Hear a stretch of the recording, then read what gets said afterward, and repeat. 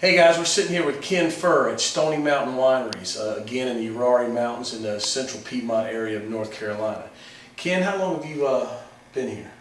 Okay, well, my family's been here 200 years, but the winery, we were Swiss German settlers that came when this was just a wilderness. Okay. There was nothing here. Right here, all right. Well, actually, in this county, up around Georgeville, they came in 1747. Okay. But we've been making wine here on Stony Mountain since 1996 when I retired out of the Marine Corps. Okay, all right. We started in my basement. Our home is about 75 yards over here in the trees. Of course, pretty soon, looking at this equipment, you can see I outgrew my basement fairly quickly. Oh yeah. And we decided in 2002 to get a permit and build a winery. How much do you produce a year, you think? We're very small. We are a boutique, small family winery by design, but we do about probably 20,000 bottles a year. Wow. So it's about a year to make a fruit wine. In the case of some of the vinifera, like Cabernet, you've got to have that in barrel for 2 years. We usually keep them in barrel 2 years before you bottle. release the vintage. And you're true to the fruit. Is that so? All blackberry. You're not putting any grape in there. No, it's strictly blackberry, strictly peach, strictly raspberry or strawberry. And we use fresh fruit. I mean, we don't use concentrates or anything like that because I just don't think you get the quality of product that we're looking for. We've got a 5-acre vineyard, and we have about half of it planted. Over there is Noble. That's Noble Muscadine. This is a Carlos Muscadine.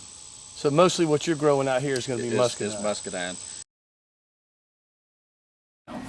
When I built this winery, I dug back into the side of into the spine of the mountain. Okay. And what that does for us is that it gives us a year-round ground temperature of about 65 degrees. But the barrels are, for the most part, American oak. These are French oak. We've redone these barrels. It's possible after 5 years, when the life of the barrel is expired, to knock the head out and then take a router. There are people who do this. Right, that refurbish them They basically. come to the winery and they redo the barrels. They knock the head out and then they take about a half of an inch of wood with a router out off the inside. Then you've got basically a new barrel. New barrel, right. And so these have been redone.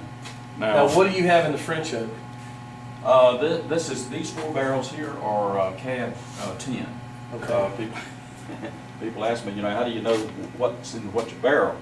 Well, I do a lot of quality control tasting, and but these are my babies, and I know where they all are. All right. Well, you've got me all fired up and ready to go taste some of your wines. Okay. So let's go upstairs and take a couple tastes out there. All right. Well, the white muscadine is one of our more popular wines too. It's pretty much North Carolina's most popular wine. Yeah, and that's what we grow out here. It's And is it just that the muscadine is so indigenous to this area, or is it grows so well? If you look at this this ridge line here where we're located, you find muscadine grapevines all along it. Right. I mean, they're in the trees. They grow up in the trees. Yeah. So they just grow naturally. Let's see.